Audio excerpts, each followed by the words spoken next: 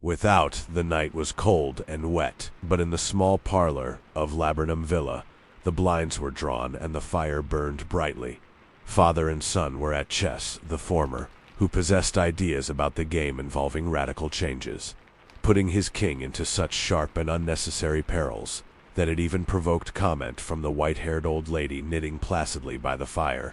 "Hark at the wind," said Mr. White, who, having seen a fatal mistake after it was too late, was amiably desirous of preventing his son from seeing it. "I'm listening," said the latter, grimly surveying the board as he stretched out his hand. "Check."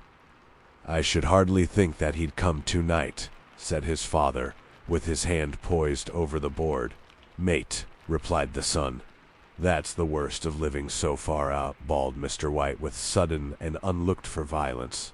"Of all the beastly, slushy, out-of-the-way places to live in, this is the worst. Pathway's a bog, and the road's a torrent. I don't know what people are thinking about. I suppose because only 2 houses in the road are let, they think it doesn't matter." "Never mind, dear," said his wife soothingly. "Perhaps you'll win the next one." Mr. White looked up sharply, just in time to intercept a knowing glance between mother and son.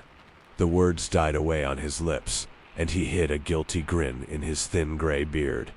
"There he is," said Herbert White, as the gate banged too loudly and heavy footsteps came toward the door. The old man rose with hospitable haste, and opening the door was heard condoling with the new arrival. The new arrival also condoled with himself, so that Mrs. White said, "Tut, tut," and coughed gently as her husband entered the room, followed by a tall, burly man, beady of eye and rubicund of visage. "Sergeant Major Morris," he said, introducing him. The sergeant major shook hands, and taking the proffered seat by the fire, watched contentedly while his host got out whiskey and tumblers and stood a small copper kettle on the fire. At the 3rd glass, his eyes got brighter, and he began to talk, the little family circle regarding with eager interest this visitor from distant parts, as he squared his broad shoulders in the chair and spoke of wild scenes and doughty deeds, of wars and plagues and strange peoples. 21 years of it," said Mr. White, nodding at his wife and son. "When he went away he was a slip of a youth in the warehouse. Now look at him." "He don't look to have taken much harm," said Mrs. White politely. "I'd like to go to India myself," said the old man, "just to look round a bit, you know." "Better where you are," said the sergeant major, shaking his head. He put down the empty glass, and sighing softly, shook it again. "I should like to see those old temples and fakirs and jugglers," said the old man. "What was that you started telling me the other day about a monkey's paw or something, Morris?" "Nothing," said the soldier hastily. "Leastways nothing worth hearing." "Monkey's paw?" said Mrs. White curiously. "Well, it's just a bit of what you might call magic, perhaps," said the sergeant major offhandedly.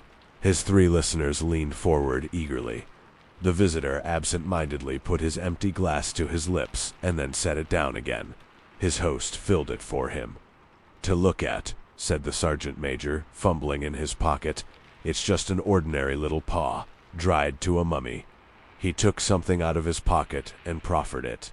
Mrs. White drew back with a grimace, but her son, taking it, examined it curiously. "And what is there special about it?" inquired Mr. White as he took it from his son, and having examined it, placed it upon the table.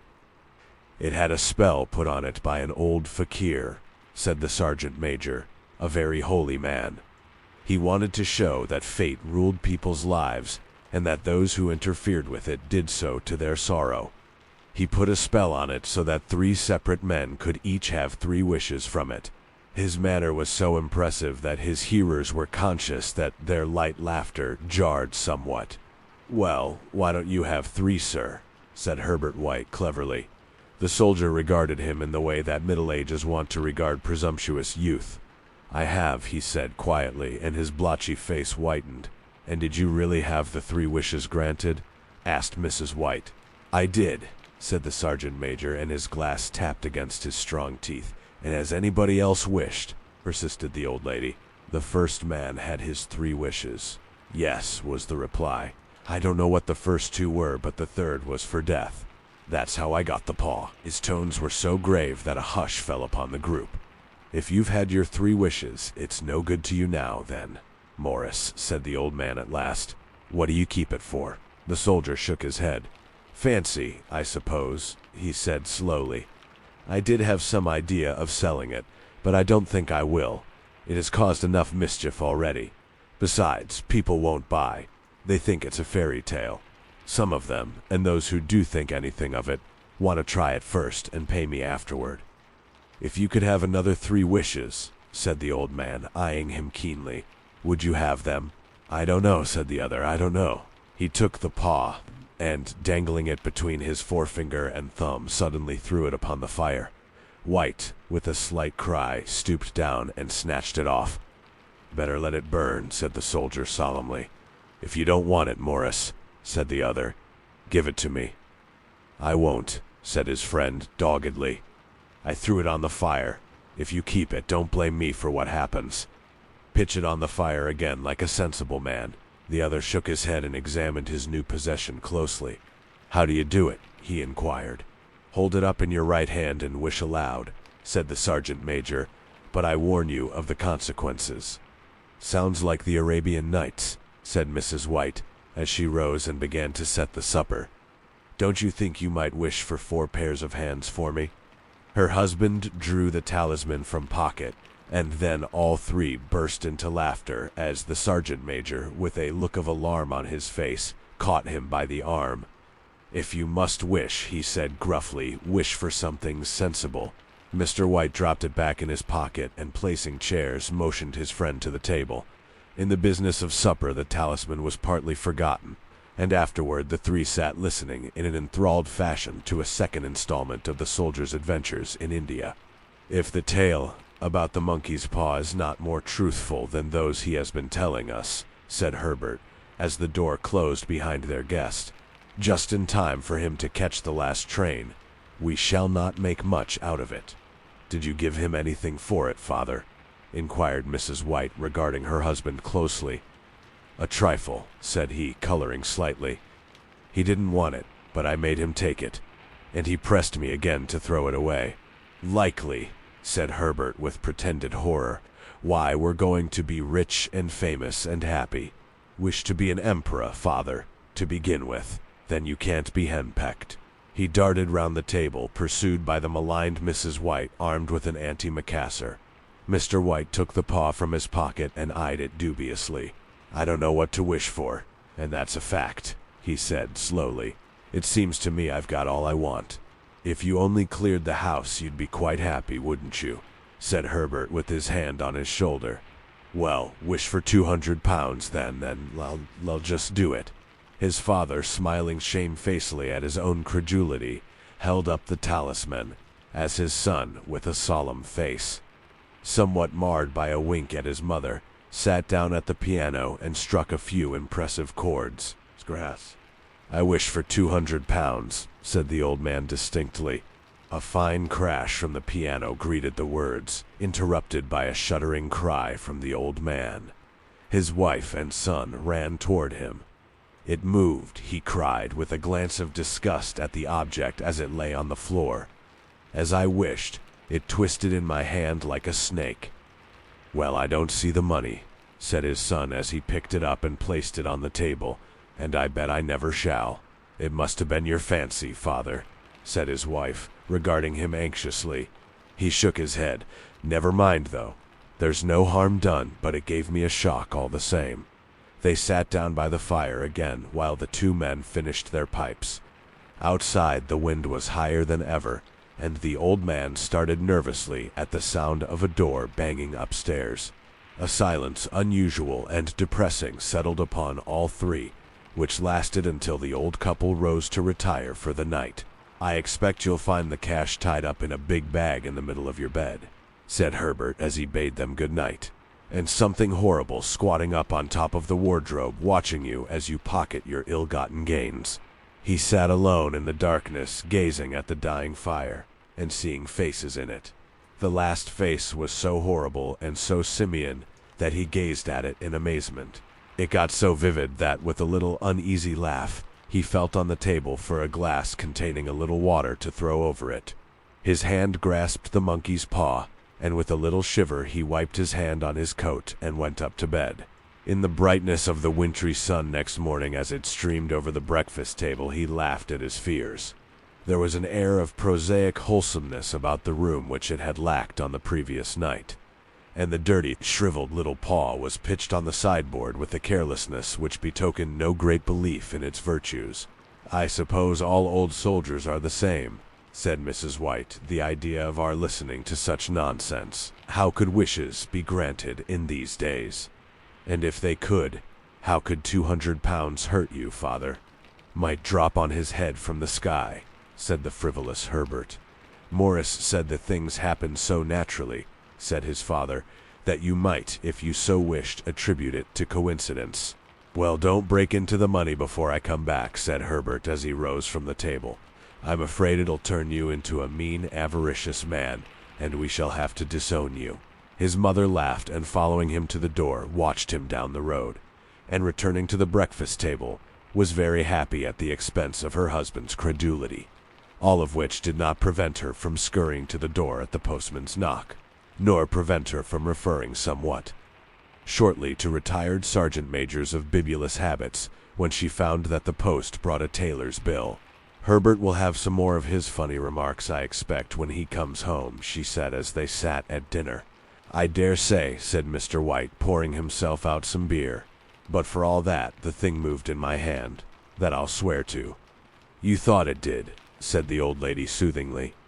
"I say it did," replied the other. "There was no thought about it. I had just— What's the matter?"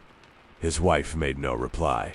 She was watching the mysterious movements of a man outside, who, peering in an undecided fashion at the house, appeared to be trying to make up his mind to enter. In mental connection with the £200, she noticed that the stranger was well dressed and wore a silk hat of glossy newness. 3 times he paused at the gate and then walked on again. The 4th time he stood with his hand upon it and then with sudden resolution flung it open and walked up the path. Mrs. White at the same moment placed her hands behind her, and hurriedly unfastening the strings of her apron, put that useful article of apparel beneath the cushion of her chair. She brought the stranger, who seemed ill at ease, into the room. He gazed at her furtively and listened in a preoccupied fashion as the old lady apologized for the appearance of the room and her husband's coat, a garment which he usually reserved for the garden. She then waited as patiently as her sex would permit for him to broach his business, but he was at first strangely silent. "I was asked to call," he said at last, and stooped and picked a piece of cotton from his trousers. "I come from Ma and Megan's." The old lady started. "Is anything the matter?" she asked breathlessly. "Has anything happened to Herbert?" "What is it?" "What is it?" her husband interposed. There, mother," he said hastily. "Sit down and don't jump to conclusions. You've not brought bad news, I'm sure, sir," and eyed the other wistfully. "I'm sorry," began the visitor. "Is he hurt?" demanded the mother wildly. The visitor bowed in assent. "Badly hurt," he said quietly, "but he is not in any pain." "Oh, thank God," said the old woman, clasping her hands. "Thank God for that." She broke off suddenly as the sinister meaning of the assurance dawned upon her, and she saw the awful confirmation of her fears in the other's averted face. She caught her breath, and turning to her slower-witted husband, laid her trembling old hand upon his. There was a long silence. The old man rose with a look of horror on his face. "He was caught in the machinery," said the visitor at length in a low voice. "Caught in the machinery," repeated Mr. White in a dazed fashion. "Yes." He sat staring blankly out at the window, and taking his wife's hand between his own, pressed it as he had been wont to do in their old courting days, nearly 40 years before. "He was the only one left to us," he said, turning gently to the visitor. "It is hard." The other coughed and, rising, walked slowly to the window. "The firm wished me to convey their sincere sympathy with you in your great loss," he said without looking round. "I beg that you will understand I am only their servant and merely obeying orders." There was no reply. The old woman's face was white, her eyes staring, and her breath inaudible. On the husband's face was a look such as his friend the sergeant might have carried into his first action. "I was to say that Ma and Megan's disclaim all responsibility," continued the other. "They admit no liability at all, but in consideration of your son's services, they wish to present you with a certain sum as compensation." Mr. White dropped his wife's hand, and rising to his feet, gazed with a look of horror at his visitor. His dry lips shaped the words, "How much?" £200 was the answer. Unconscious of his wife's shriek, the old man smiled faintly, put out his hands like a sightless man, and dropped, a senseless heap, to the floor. In the huge new cemetery, some 2 miles distant, the old people buried their dead, and came back to a house steeped in shadow and silence. It was all over so quickly that at first they could hardly realize it, and remained in a state of expectation, as though of something else to happen, something else which was to lighten this load, too heavy for old hearts to bear. But the days passed, and expectation gave place to resignation, the hopeless resignation of the old, sometimes miscalled apathy. Sometimes they hardly exchanged a word, for now they had nothing to talk about, and their days were long to weariness. It was about a week after that the old man, waking suddenly in the night, stretched out his hand and found himself alone. The room was in darkness, and the sound of subdued weeping came from the window. He raised himself in bed and listened. "Come back," he said tenderly. "You will be cold." "It is colder for my son," said the old woman, and wept afresh. The sound of her sobs died away on his ears. The bed was warm, and his eyes heavy with sleep. He dozed fitfully, and then slept until a sudden wild cry from his wife awoke him with a start. "The paw!" she cried wildly. "The monkey's paw!" He started up in alarm. "Where? Where is it? What's the matter?" She came stumbling across the room toward him. "I want it," she said quietly. "You've not destroyed it." "It's in the parlor, on the bracket," he replied, marveling. "Why?" She cried and laughed together, and bending over, kissed his cheek. "I only just thought of it," she said hysterically. "Why didn't I think of it before? Why didn't you think of it?" "Think of what?" he questioned. "The other 2 wishes," she replied rapidly. "We've only had one. Was not that enough?" he demanded fiercely. "No," she cried triumphantly. "We'll have one more. Go down and get it quickly, and wish our boy alive again." The man sat up in bed and flung the bedclothes from his quaking limbs. "Good God, you are mad," he cried, aghast. "Get it," she panted. "Get it quickly, and wish, oh my boy, my boy." Her husband struck a match and lit the candle. "Get back to bed," he said unsteadily. "You don't know what you're saying." "We had the first wish granted," said the old woman feverishly. "Why not the second?" "A coincidence," stammered the old man. "Go and get it and wish," cried his wife, quivering with excitement. The old man turned and regarded her, and his voice shook. "He has been dead 10 days, and besides I would not tell you else, but I could only recognize him by his clothing. If he was too terrible for you to see then, how now?" "Bring him back," cried the old woman, and dragged him toward the door. "Do you think I fear the child I have nursed?" He went down in the darkness, and felt his way to the parlor, and then to the mantelpiece. The talisman was in its place, and a horrible fear that the unspoken wish might bring his mutilated son before him ere he could escape from the room seized upon him.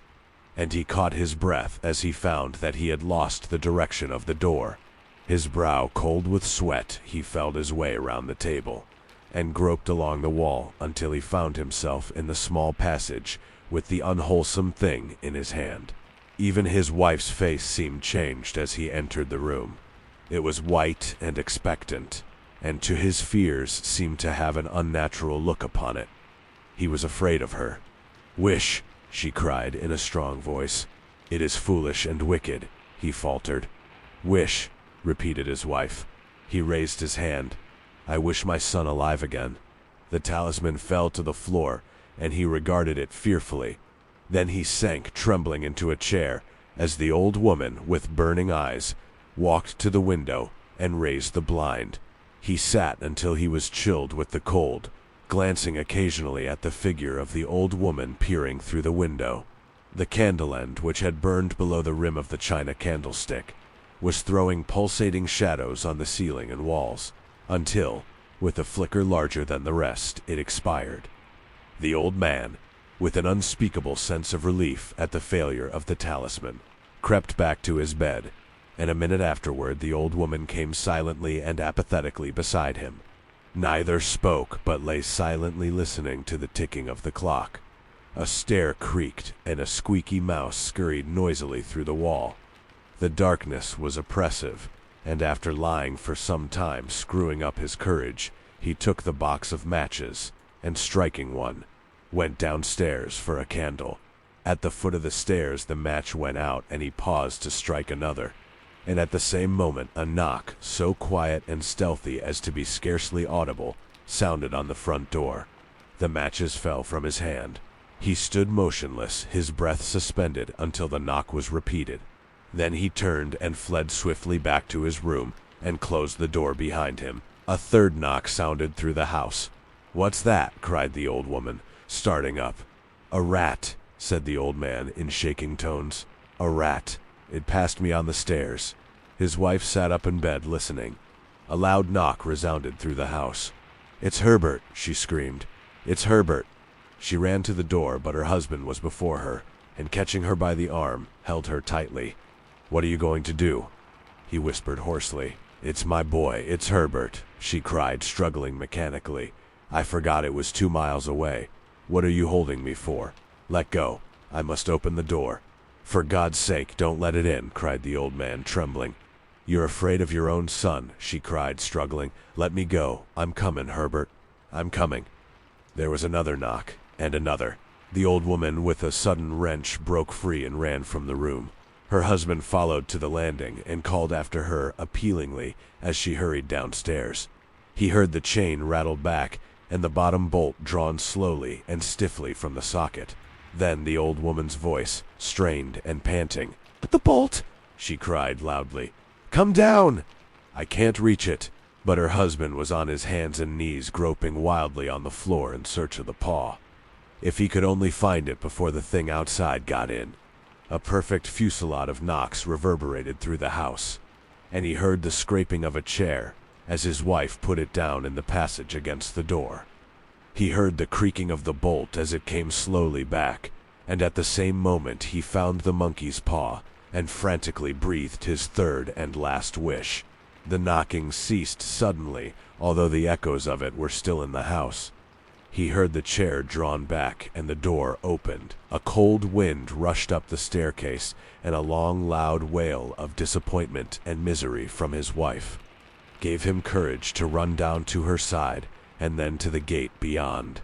The street lamp flickering opposite shone on a quiet and deserted road.